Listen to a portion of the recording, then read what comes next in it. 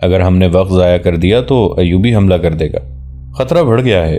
گمگشتگین اسی سلسلے میں حلب گیا ہے۔ اسے جو خطرہ نظر آ رہا ہے اس نے اس کے ہوش ٹھکانے کر دیے ہیں۔ اسے یہ احساس ہو گیا ہے کہ ان 2 سالاروں کے بغیر وہ لڑ نہیں سکے گا۔ اس نے مجھے حلب کے راستے سے واپس دوڑا دیا کہ ان دونوں کو ان کے جھنڈے کے ساتھ پورے اعزاز سے لاؤ۔ اسی حکم کے تحت ہم ان کا جھنڈا اور گھوڑے لائے ہیں۔ داروغہ اسے اندر لے گیا۔ دونوں سپاہی بھی ساتھ چلے گئے۔ وہ تہ خانے میں گئے۔ سالار 2 مختلف کوٹڑیوں میں بند تھے۔ پہلے ایک سالار کو نکالا گیا۔ کماندار نے اسے فوجی انداز سے سلام کر کے کہا، امیر ہرن گمگشتگین نے آپ کی رہائی کا حکم بھیجا ہے۔ آپ کا گھوڑا اور آپ کا ذاتی محافظ ہمارے ساتھ ہے۔ آپ کے لیے حکم ہے کہ تیار ہو کر فوراً حلب پہنچیں۔ معلوم ہوتا ہے شراب کا نشہ اتر گیا ہے، سالار نے کہا۔ میری حیثیت ایسی نہیں کہ آپ کی رائے کی تائید یا تردید کر سکوں، کماندار نے کہا۔ میرا کام حکم پہنچانے اور آپ کے ساتھ جانے تک محدود ہے۔ داروغہ نے ان کی باتیں غور سے سنی۔ اسے یقین ہو گیا کہ کوئی گڑبڑ نہیں، لیکن دوسرے سالار کو نکالنے لگے تو داروغہ کو شک ہو گیا۔ اس سالار نے کماندار کو دیکھا تو جذبات سے مغلوب ہو کر بولا، تم آ گئے، سب ٹھیک ہے۔ اس نے داروغہ کی موجودگی کو نظر انداز کر دیا تھا۔ داروغہ اناڑی نہیں تھا، اس کی عمر قید خانے میں گزری تھی۔ اس نے کوٹڑی کا تالا کھول دیا تھا، دروازہ کھلنا باقی تھا۔ اس نے تالا پھر چڑھا دیا اور بولا، تحریری حکم نامے کے بغیر میں انہیں رہا نہیں کروں گا۔ کماندار نے اس کے ہاتھوں پر ہاتھ مارا اور اس سے چابی چھین لی۔ 2 سپاہی جو سالاروں کے باڈی گارڈ بن کے آئے تھے داروغہ کی پیٹھ کے ساتھ لگ گئے۔ دونوں نے خنجر نکال کر ان کی نوکیں اس کی پیٹھ پر رکھ دیں۔ کماندار نے اسے سرگوشی میں کہا، تم صلاح الدین ایوبی کے چھاپہ مار جانبازوں کے قبضے میں ہو۔ تم جانتے ہو صلاح الدین ایوبی کے چھاپہ مار کیا کیا کرتے ہیں۔ اونچی آواز نہ نکلے۔ کماندار نے دروازہ کھولا۔ داروغہ کو دھکیل کر اس طرح کوٹھڑی میں لے گئے کہ قریب سے گزرنے والوں کو بھی شک نہیں ہو سکتا تھا کہ یہاں کوئی جرم ہو رہا ہے۔ اندر لے جا کر اسے سلاخوں والے دروازے سے پرے کر لیا گیا۔ ایک سپاہی نے بڑی تیزی سے ایک رسی جو بمشکل 1 گز لمبی تھی اس کی گردن کے گرد لپیٹ کر رسی کو مروڑا دیا اور 2-3 جھٹکے دیے۔ داروغہ کی آنکھیں باہر نکل آئیں۔ وہ ٹھنڈا ہو گیا تو اسے پتھر کے اس چوڑے بینچ پر ڈال دیا گیا جس پر قیدی سویا کرتے تھے۔ لاش پر کمبل ڈال دیا گیا۔ اس سالار نے بے موقع جذباتی ہو کر یہ مشکل پیدا کر دی تھی۔ ان لوگوں نے باہر نکل کر دروازے پر تالا چڑھا دیا اور چابی اپنے ساتھ لے گئے۔ باہر کے دروازے کی چابیاں داروغہ کے پاس تھیں، وہ بھی اس سے چھین لی گئی تھیں۔ یہ پارٹی وہاں سے چلی، تہخانے سے اوپر آئی تو نیچے کے سنتری نے جا کر خالی کوٹھڑیوں کو دیکھنا چاہا۔ وہ دور سے دیکھ رہا تھا کہ قید خانے کا داروغہ 2 قیدیوں کو رہا کر رہا تھا۔ سنتری یہ دیکھ کر حیران رہ گیا کہ اس نے دونوں قیدی سالاروں کو باہر جاتے دیکھا ہے، لیکن ایک کوٹھڑی میں ایک قیدی پڑا ہے۔ اس پر چونکہ کمبل پڑا تھا اس لیے وہ پہچان نہ سکا کہ وہ کون ہے۔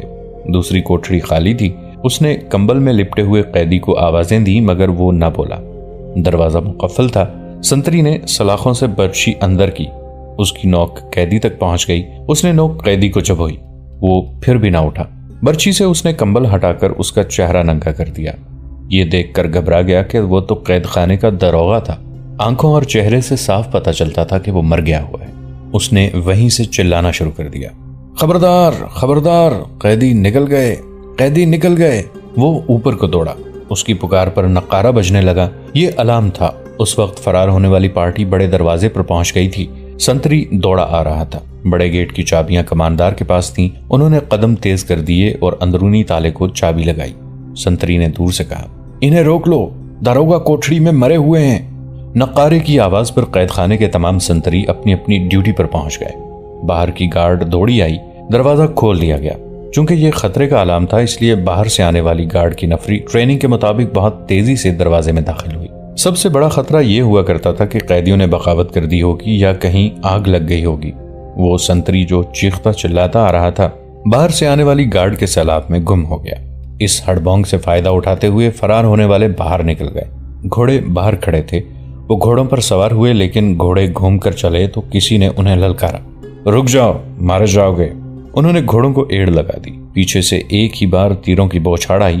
2 تیر کماندار کی پیٹھ میں اتر گئے اور ایک تیر ایک سالار کے گھوڑے کے پیچھے حصے میں لگا۔ کماندار نے جسم میں 2 تیر لے کر بھی اپنے آپ کو سنبھالے رکھا۔ سالار شمس الدین کا گھوڑا تیر کھا کر بدکا۔ شمس الدین نے اسے سنبھالنے کی کوشش کی اور اسے کماندار کے گھوڑے کے قریب لے جا کر اس کے گھوڑے پر کود گیا۔ کماندار آگے کو جھک گیا۔ شمس الدین نے اس کے ہاتھ سے باگیں لے لیں۔ پیچھے سے اور تیر آئے لیکن گھوڑوں کی رفتار اچھی تھی، زد سے نکل گئے۔ انہوں نے پیچھے دیکھا۔ قید خانہ دور رہ گیا تھا، لیکن 10-12 گھڑ سوار ان کے تعاقب میں گھوڑے دوڑا چکے تھے۔ آگے علاقہ کھلا تھا، آبادی دوسری طرف تھی۔ فرار ہونے والوں نے گھوڑوں کو انتہائی رفتار پر ڈال دیا۔ ان کے پاس ہتھیاروں کی کمی تھی، دونوں سالار نہتے تھے۔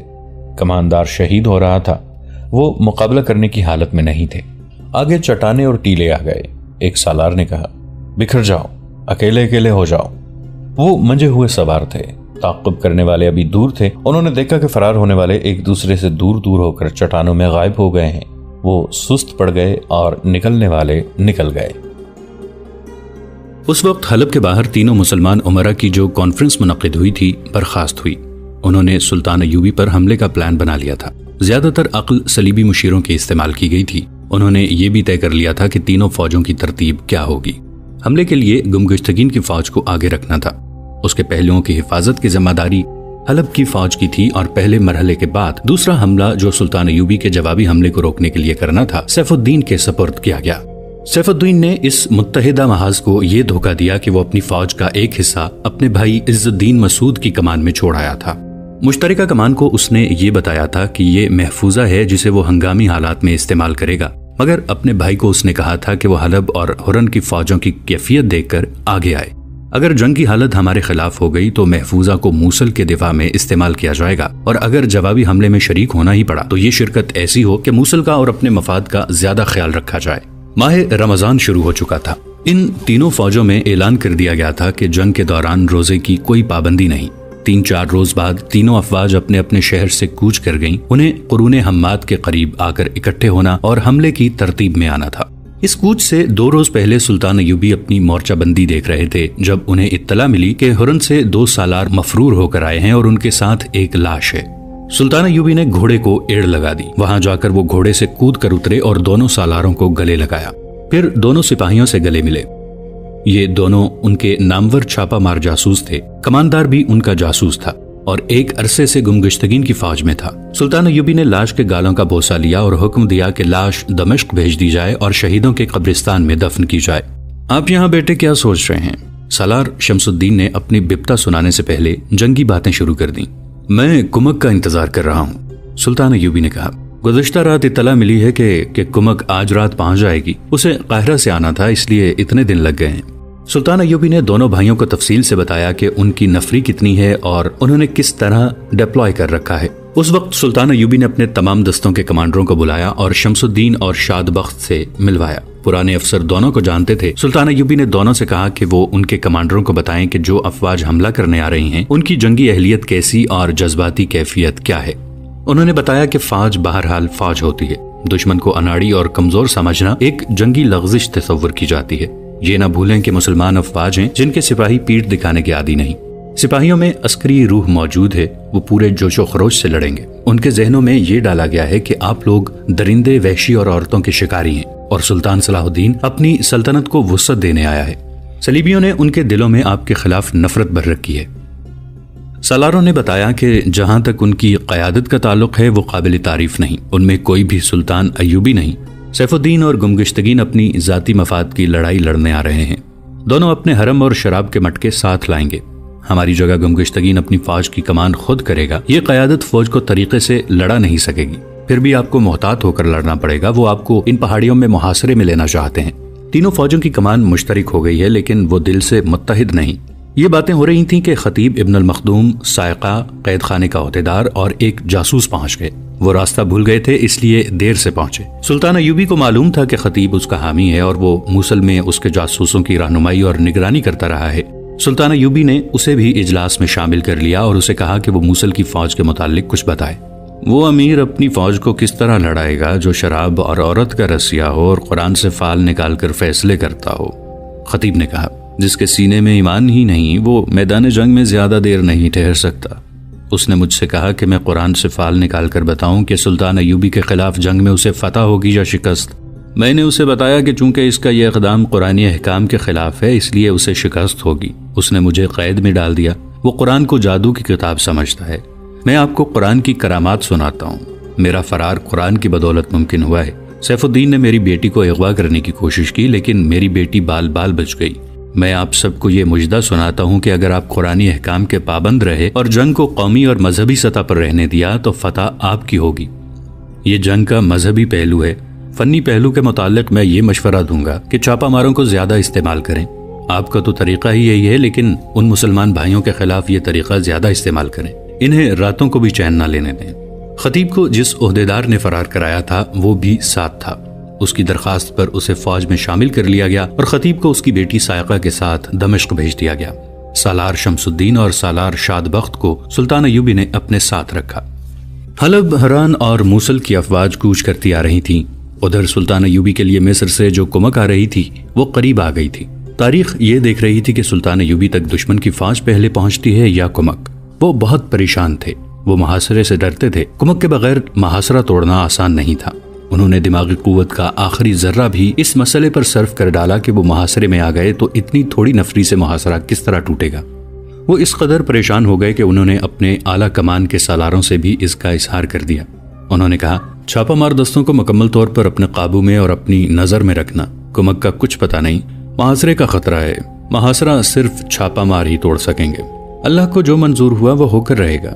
ایک سالار نے کہا، یہ قلعہ تو نہیں جس میں محصور ہو کر ہم لڑ نہیں سکیں گے۔ ان چٹانوں پر ہم گھوم پھر کر لڑیں گے۔ اس رات بھی وہ اچھی طرح سو نہ سکے۔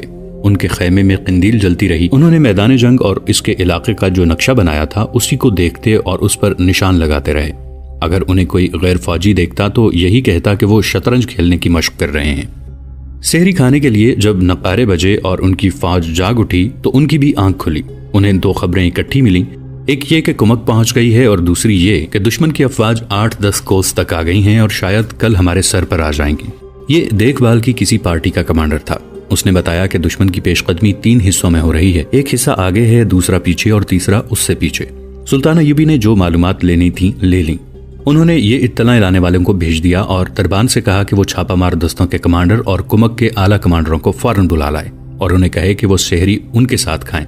انہوں نے جلدی جلدی وضو کیا اور کمک آ جانے پر شکرانے کے نفل پڑھے، پھر خدا سے کامیابی کی التجا کی۔ تھوڑی ہی دیر میں چھاپہ ماروں کا کمانڈر آ گیا اور اس کے بعد کمک کے 4 کمانڈر آ گئے۔ سحری کا کھانا بھی آ گیا۔ کمک ان کی توقع سے کم تھی لیکن ان حالات میں یہی کافی تھی۔ العادل نے جو اسلحہ بھیجا تھا اس سے سلطان ایوبی مطمئن ہو گئے۔ اسلحے میں چھوٹی اور بڑی منجنیقیں زیادہ تھیں اور آتش گیر مادہ بھی بہت زیادہ تھا۔ کمک نفری کے لحاظ سے تھوڑی تھی لیکن یہ نفری چونکہ تجربہ کار تھی اس لیے کارگر تصور کی جاتی تھی۔ البتہ یہ دشواری نظر آ رہی تھی کہ اس فوج اور گھوڑوں کو پہلی لڑائی کا تجربہ نہیں تھا۔ اتنے میں انٹیلیجنس کا سربراہ حسن بن عبداللہ بھی آ گیا۔ اس نے بتایا کہ حلب سے اپنا ایک جاسوس آیا ہے جس نے یہ معلومات دی ہیں کہ صلیبیوں نے اس مشترکہ لشکر کو تیروں اور کمانوں کا ذخیرہ، آتش گیر مادے کے مٹکے اور 500 گھوڑے بھیجے ہیں۔ جاسوس نے یہ بھی بتایا ہے کہ وہ پیش قدمی کے بعد آیا ہے، اس لیے اس نے دیکھا ہے کہ یہ مٹکے اونٹوں پر لاد کر لائے گئے ہیں۔ یہ قافلہ الگ تھلگ فوج کے ساتھ ہے، منجنیقیں بھی ساتھ ہیں۔ اس سے ظاہر ہوتا ہے کہ دشمن منجنیقوں سے آگ کے گولے پھینکے گا اور فیتے والے آتشی تیر چلائے گا۔ سلطان ایوبی نے چھاپہ مار دستوں کے اعلیٰ کمانڈر سے کہا، تمہیں سب کچھ بتایا جا چکا ہے، اپنا کام تم جانتے ہو۔ اب پہلے منصوبے میں یہ ترمیم کر لو کہ جب تک دشمن حملہ نہ کرے اس پر کہیں بھی شب خون نہ مارنا۔ اطلاع کے مطابق وہ سیدھا قرون حماد کی طرف آ رہا ہے۔ شب خون مارو گے تو اس کی رفتار سست ہو جائے گی۔ حملے کے بعد تمہیں معلوم ہے کہ میں جوابی حملہ نہیں کروں گا۔ دشمن کو میرے حملے کی توقع ہوگی جو میں سامنے سے نہیں عقب سے کروں گا۔ تمہارا کام اس وقت شروع ہوگا جب دشمن عقب کے حملے سے گھبرا کر ادھر ادھر نکلنے کی کوشش کرے گا۔ ان پہاڑیوں میں سے دشمن کا ایک بھی سپاہی نکل کر نہ جائے۔ زیادہ سے زیادہ قیدی پکڑو، وہ مسلمان سپاہی ہیں، تمہاری قید میں آئیں گے تو حق اور باطل کو سمجھ جائیں گے۔ یہی میرا منشا ہے۔ ہمارے مقابلے میں آ کر ہمارے تیروں سے اور ہماری تلواروں سے جو مرتا ہے اسے مرنے سے میں روک نہیں سکتا۔ تمہارے سامنے یہ اطلاع آئی ہے کہ دشمن آتش گیر مادے کے مٹکے لا رہا ہے۔ ہونا تو یہ چاہیے تھا کہ یہ صحیح حالت میں ہمارے قبضے میں آ جائیں، لیکن ان سے تم ایک فائدہ اٹھا سکتے ہو۔ اپنے کسی دستے کے 10-12 منتخب چھاپہ ماروں کو یہ کام سونپو کہ وہ حملے کے دوران شب خون مار کر ان مٹکوں کو توڑ دیں اور آگ لگا دیں۔ دن کے وقت وہ دیکھ لیں کہ مٹکوں کا قافلہ کہاں ہے۔ سب سے زیادہ ضروری بات یہ ہے کہ دشمن ابھی ندی تک نہیں پہنچا۔ گھوڑوں کو پانی پلا لو اور مشکیزیں بھر لو۔ موسم سرد ہے اور یہ صحرا نہیں، پیاس سے کوئی نہیں مرے گا۔ پھر بھی یہ جنگ ہے اور پیاس پریشان کرے گی۔ اسے رخصت کر کے انہوں نے کمک کے کمانڈروں سے کہا، تم لوگ صرف یہ ذہن میں رکھنا کہ یہ مصر کا صحرا نہیں، پہاڑی علاقہ ہے اور ٹھنڈ ہے۔ دھوپ نکلے گی اور بھاگو دوڑو گے تو گرمی آ جائے گی۔ یہاں تمہیں ضرب لگا اور کسی اور طرف نکل جاؤ کا موقع ضرور ملے گا۔ تمہیں اس کی تربیت دی گئی ہے، لیکن یہاں خیال رکھنا کہ تمہارے لیے زمین محدود ہے. صحرا میں تو کئی کوس کا چکر کاٹ کر دشمن کے اوپر آ سکتے ہو اور تمہیں اپنی چال دہرانے کے لیے لامحدود میدان مل سکتا ہے. یہاں میں نے دشمن کو جس جگہ گھسیٹ کر لانے کا بندوبست کیا ہے وہ میدان ہی ہے لیکن محدود ہے. وقت نہیں ہے کہ تمہیں چٹانوں اور ٹیکریوں سے متعارف کرایا جائے، اس لیے اپنی عقل استعمال کرنا. تیر اندازوں کو چٹانوں پر رکھنا، گھوڑوں کو ٹیکریوں پر نہ لے جانا، جلدی تک جائیں گے. ہمارے گھوڑے کچھ عادی ہو گئے ہیں. انہوں نے کمک کو محفوظہ کے طور پر رکھ لیا اور کمانڈروں کو اپنی اعلیٰ کمان کے سالاروں کے سپرد کر دیا. ان سالاروں کو جنگ کا پلان دیا جا چکا تھا. وادیوں میں صبح کی آذان کی کئی مقدس آوازیں گونج رہی تھیں. سلطان ایوبی نے غسل کیا، اپنی تلوار نیام سے نکالی، اس کی چمک اور دھار دیکھی اور جذبات ابل پڑے. انہوں نے تلوار دونوں ہاتھوں پر رکھی، قبلہ رو ہو کر ہاتھ اٹھائے، آنکھیں بند کر کے انہوں نے خدا کو پکارا. خدائے عز و جل، تیری خوشنودی اس میں ہے کہ مجھے شکست دے تو میں اس ذلت کے لیے تیار ہوں، فتح دے تو تیری ذات باری کا شکر ادا کروں گا. آج میں تیرے رسول صلی اللہ علیہ وآلہ وسلم کے نام لیواؤں کے خلاف لڑ رہا ہوں. اگر یہ گناہ ہے تو مجھے اشارہ دے کہ میں اپنی تلوار اپنے پیٹ میں اتار دوں. میں ان بچیوں کی روح کی پکار پر آیا ہوں جن کی عصمتیں صرف اس لیے لٹ گئی ہیں کہ وہ تیرے رسول کی امت سے تھیں. مجھے تیرے وہ بے بس بندے پکار رہے ہیں جو مسلمان ہونے کی وجہ سے کفار کے ظلم و تشدد کا نشانہ بنے. میں تیرے عظیم مذہب کی عظمت اور عصمت کی حفاظت کے لیے صحراؤں، جنگلوں اور پہاڑوں میں بھٹکتا پھر رہا ہوں. میرے رسول مقبول صلی اللہ علیہ وآلہ وسلم، میرے سچے رب ذوالجلال، میں آپ کی قبلہ اول کو آزاد کرانے چلا تھا. رسول صلی اللہ علیہ وآلہ وسلم کی امت میرے راستے میں آ گئی ہے. مجھے اشارہ دو کہ ان کا خون بہانا مجھ پر حلال ہے یا نہیں. میں گمراہ تو نہیں ہو گیا. مجھے اپنے نور کی روشنی دکھاؤ. اگر میں حق پہ ہوں تو مجھے ہمت و استقلال عطا فرماؤ. انہوں نے سر جھکا لیا اور بہت دیر اسی حالت میں کھڑے رہے. پھر اچانک تلوار نیام میں ڈال لی اور باہر نکل گئے. ان کے قدموں میں کچھ اور ہی شان تھی. وہ اس جگہ چلے جا رہے تھے جہاں ان کے مرکز اور اعلیٰ کمان کے کمانڈر اور دیگر افراد باجماعت نماز پڑھا کرتے تھے. جماعت کھڑی ہو رہی تھی. وہ پچھلی صف میں کھڑے ہو گئے. ان کے ایک طرف ان کا باورچی اور دوسری طرف ان کے کسی کماندار کا اردلی کھڑا تھا. نماز سے فارغ ہو کر سلطان ایوبی قرون حماد کی طرف روانہ ہو گئے. راستے میں انہیں باری باری 4 قاصد ملے اور زبانی پیغام دیے. یہ دیکھ بھال کی پارٹیوں کے قاصد تھے. جوہرن، حلب اور موصل کی مشترکہ فوجوں کی نقل و حرکت اور سرگرمیوں کی خبریں لا رہے تھے. یہ سلسلہ دن رات چلتا رہتا تھا. سلطان ایوبی نے قاصدوں کو رخصت کر دیا. ان کے ساتھ سالار شمس الدین تھا. اس کے بھائی سالار شاد بخت کو انہوں نے کسی اور طرف متعین کر دیا تھا. دشمن کے متعلق جو خبریں مل رہی ہیں ان کے متعلق آپ کا کیا خیال ہے؟ شمس الدین نے پوچھا. کیا ہم اتنی تھوڑی سی فوج سے اتنے بڑے لشکر کا مقابلہ کر سکیں گے؟ میرے لیے یہ کوئی مسئلہ نہیں کہ دشمن کتنا لشکر لایا ہے اور میرے پاس کیا ہے. سلطان صلاح الدین ایوبی نے جواب دیا. میں پریشان اس پر ہوں کہ دشمن حملہ کیوں نہیں کرتا. میرے ان مسلمان بھائیوں کے پاس صلیبی جاسوس ہیں. کیا صلیبی اتنے اناڑی ہو گئے ہیں کہ انہیں یہ بھی معلوم نہیں کہ مصر سے میری کمک آ رہی ہے اور میں کمک کے بغیر لڑ نہیں سکتا؟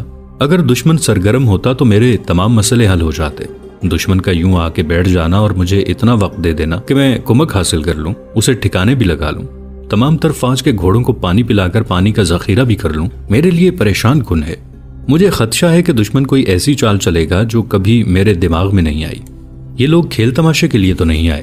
جہاں تک میں ان لوگوں کو جانتا ہوں، شمس الدین نے کہا، ان کے پیش نظر کوئی ایسی چال نہیں. مجھے اپنے اللہ پر بھروسہ ہے. خدا نے ان کے دماغوں پر مہر ثبت کر دی ہے کیونکہ وہ باطل کی انگیخت اور مدد سے حق کے خلاف لڑنے آئے ہیں. ان کی آنکھوں پر پٹی بندھی ہوئی ہے. میں کسی گہری اور خطرناک چال کا خدشہ محسوس نہیں کر رہا. شمس بھائی، سلطان ایوبی نے کہا، مجھے بھی اللہ پر ہی بھروسہ ہے، لیکن میں جذبات اور فلسفے کی بجائے حقیقت کو دیکھا کرتا ہوں. حق پر باطل نے بھی کئی بار فتح پائی ہے کیونکہ حق والے اللہ کے بھروسے سے ہاتھ پر ہاتھ دھر کے بیٹھ گئے تھے. حق خون اور جان کی قربانی مانگتا ہے. اگر ہم یہ قربانی دینے کے لیے تیار ہیں تو حق کی فتح ہوگی. باطل میں جو قوت ہے اس کا مقابلہ ہمیں میدان میں کرنا ہے. ہمیں حقائق پر نظر رکھنی چاہیے، اپنی پوری صلاحیتیں اور جسم کی تمام تر طاقت استعمال کرنی ہے. اس کے بعد نتائج اللہ پر چھوڑ دو. اپنے آپ کو خوش فہمیوں میں مبتلا نہ کرو. وہ گھوڑے سے اترے. سالار شمس الدین، 2 اور مشیر اور محافظ جو ان کے ساتھ تھے گھوڑوں سے اترے. سلطان ایوبی شمس الدین اور دونوں مشیروں کو ایک بلند چٹان پر لے گئے. ان کے سامنے چٹانوں میں گھرا ہوا وسیع میدان تھا جو سینگوں کی شکل کی چٹانوں سے آگے پھیلتا چلا گیا تھا. اس طرف جہاں سلطان ایوبی کھڑے تھے 2 چٹانیں آگے پیچھے تھیں. ان کے درمیان وادی یا گلی تھی جو میدان میں کھلتی تھی. یہ گھوم پھر کر اس طرف باہر نکل جاتی تھی. میدان میں چٹانوں کے ساتھ ساتھ سینکڑوں چھوٹے بڑے خیمے کھڑے تھے. ایک طرف اس فوج کے گھوڑے بندے تھے جو خیموں میں تھی. دوستو، آج کے لیے اتنا ہی. اسی کہانی کی اگلی قسط کے ساتھ بہت جلد حاضر ہوں گے۔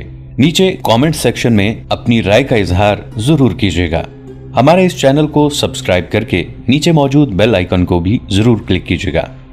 اگلی ملاقات تک کے لیے ہمارا اور آپ کا اللہ نگہبان۔